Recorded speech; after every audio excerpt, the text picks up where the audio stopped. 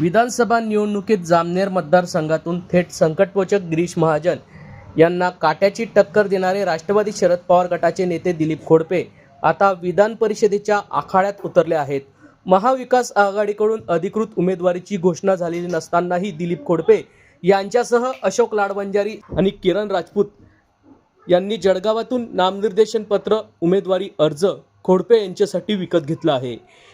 एकीकडे विरोधी पक्षातून दिलीप खोडपे यांनी थेट मैदानात उडी घेतली असताना सत्ताधारी महायुतीमध्ये मात्र अद्याप बिघाडी कायम असल्याचे चित्र आहे। ही जागा भारतीय जनता पार्टी लढणार की शिवसेना शिंदेगट याबाबत अद्याप कोणतीही अधिकृत घोषणा झालेली नसताना उमेदवारी पदरात पाडून घेण्यासाठी दोन्ही पक्षांकडून मुंबईपर्यंत जोरदार लॉबिंग सुरू आहे। मात्र त्यात विधान परिषदेसाठी राष्ट्रवादी शरद पवार गटाकडून दिलीप खोडपे हे विधान परिषदेच्या आखाड्यात उतरल्यामुळे कुठेतरी राजकीय चर्चा जोरात रंगू लागल्या आहेत। या संदर्भातली माहिती आज दिनांक 27 मे रोजी दुपारी 4 वाजता माध्यमांना प्राप्त झाली असून राष्ट्रवादी गटाचे नेते दिलीप खोडपे यांनी याबाबत अधिक माहिती दिली।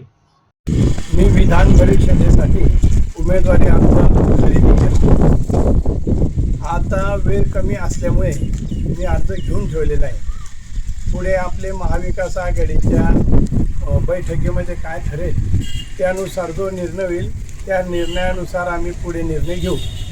आमचे ज्येष्ठ नेते आदरणीय नाथभाऊ खडसे, त्याच्यानंतर रवींद्र भैयासाहेब पाटील या लोकांनी आमचा अशोक लाडवंजारी वगैरे सर्व कार्यकर्त्यांनी लावून धरलं की आपल्याला वेळ कमी आणि ऐन वेळेला जर ती जागा राष्ट्रवादीला सुटली तर आपली उमेदवारी दाखल केलेली असावी म्हणून आम्ही आज वेळेचं बंधन पाहता उमेदवारी अर्ज घेतलेला आहे। आणि निश्चितच आमची ही जागा राष्ट्रवादी सुटावी, राष्ट्रवादीसाठीच सुटावी अशी मागणी राहील। जर कधी महाविकास आघाडीच्या निर्णयामध्ये ही जागा राष्ट्रवादीला सुटली आणि आमच्या नेत्यांनी आदेश दिला तर मी निश्चितच ही निवडणूक लढवणार आहे आणि ही निवडणूक बिनविरोध होणार नाही याच्यासाठी आम्ही सर्वच प्रयत्नशील राहू आणि पक्षाच्या आदेशानुसार आम्ही उमेदवारी अर्ज ठेवायचा की नाही हे त्यावेळेला ठरवू।